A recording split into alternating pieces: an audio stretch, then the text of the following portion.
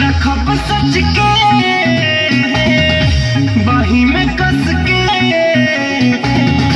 बताव कैसे रानी हो रही बच के कमर लच के जो बनी हच के बताव कैसे रानी हो रही बच के।